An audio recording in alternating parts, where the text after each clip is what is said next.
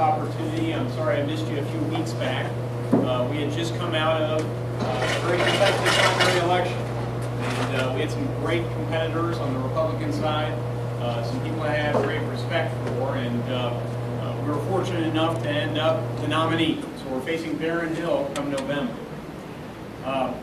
It's time, I hope, that we all come together and focus on that ultimate objective. This race is, as you might expect, is really important. It's important to the people of the 9th District who don't feel like they've been represented very well over the last year and a half and even over the last decade. It's important to our nation because what lays in balance, ladies and gentlemen, is control of the U.S. House of Representatives.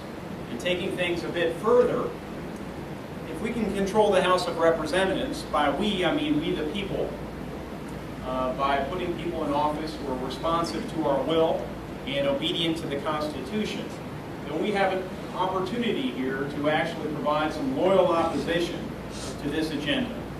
Right now, we've been able to apply some political pressure to those who are going to support the President's agenda, Speaker Pelosi's agenda. But beyond that, we lack the legislative means to defeat legislation that we find abhorrent. Legislation like health care, like stimulus, like cap and trade legislation, all of which we have seen pass the House of Representatives with Democrat support, very little Republican support. So that's what's at stake here. What's also at stake is that little girl's future right over there. That's really what's at stake, folks. All of us here care about our fortunes, our lives, our property. But generations of Americans have looked beyond the horizon. They've looked to the next generation, a couple of generations down the road, and that's what's made us such a great people. That's why I'm running for office. I'll get a bit more into my background here during my allotted 10-minute monologue time. And I'll look forward to taking your questions, which frankly is what I prefer. I'm a first-time candidate. I'm not somebody who's used to going up and giving 2-hour Fidel Castro-like speeches. I like to hear from the people, learn from you, and I hope to learn a few things tonight, share with you my heart and some of my ideas and where I stand on various positions. And that's what I hope we can get out of tonight, and I expect those are your expectations as well. Ultimately, I hope many of you leave here tonight thinking, you know, I knew we had to get rid of Baron Hill, and I knew we had this other guy, this young guy who's running against him. I wasn't quite sure how involved I was going to get, but now I'm pretty well convinced I want to be part of it. Because I'll tell you, running for office is not a one-man endeavor. I've got Deb here, one of your neighbors, who's been a great volunteer on our campaign, and I'm hoping some of you will decide to get involved as well. There's door-to-door people, phone bankers, etc. So enough on that. Let me tell you a bit about my background, and that plays into why I'm running for office a bit. Grew up here in Indiana. I joined the Navy out of high school. After a year enlisted in the Navy, I went to the U.S. Naval Academy. Graduated from there after my 4 years and joined the U.S. Marine Corps. I guess I have kind of a Neanderthal side. I like rolling in the dirt. So that's part of the reason I joined the Marines. But I also like the Marine Corps ethic. Semper Fidelis, always faithful. Staying really true to principles. Never wavering on principle. Always being loyal to your brother in arms. And I'd like to take that ethic with me into the office of Congress. I will always be faithful to the constituents and try and make decisions that are in the best interest of you, not of me. Where necessary, I'll speak some hard truths. I'll say some things that people don't always like. But I will always sleep well believing that I do what's in the best interest of you and of the country more generally. After finishing 5 years in the Marine Corps, I was an intelligence officer. It's an oxymoron for the former enlistee, but I was an intelligence officer. I worked with unmanned aerial vehicles. Who's seen these things in Afghanistan, Pakistan? We even use them on the border. These are little remotely piloted aircraft with cameras on the bottom. And we used them in Bosnia when I was in the military. We used them for counter-narcotics operations in the Caribbean. So I had some really neat experiences in the Marines. When I was getting out of the Marine Corps, actually, while I was in the Marines, I started a graduate degree in economics. Now, who thinks having some understanding of economics might be a good idea for a member of Congress? All right. Well, I tend to agree, and that's the only reason I bring that experience up. I think during this period of time, we have to have people who have some understanding of how government can kill jobs. Because I don't think government creates them, but it sure as heck can kill them. And that's one of the things we see happening right now. I did a little stint as I finished that degree up over in London.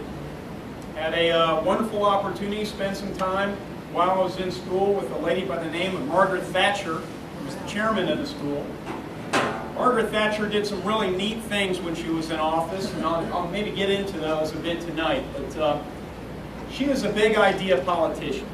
She didn't run for office to nibble around the edges or kind of shuffle around the deck chairs on the Titanic. She ran for office to do something, to make people's lives better, to give them control back over their lives, and she helped accomplish those things. She showed that one person who stands out front of a larger movement can really make a difference. And I think there's a lesson here. I left London, moved to Washington, D.C., a place that still to this day doesn't have a whole lot of appeal to me. I'm a Hoosier, in heart. My family's here, my friends are here. I'm proud of being from this state, and I'm happy to be here today. But I did have some real interest in the way things work in Washington. I had an opportunity to work on Capitol Hill for a couple of years, handling economic issues in the Senate as a policy advisor. That was a good experience, one that gave me a front row seat to the good, the bad, and the ugly on Capitol Hill.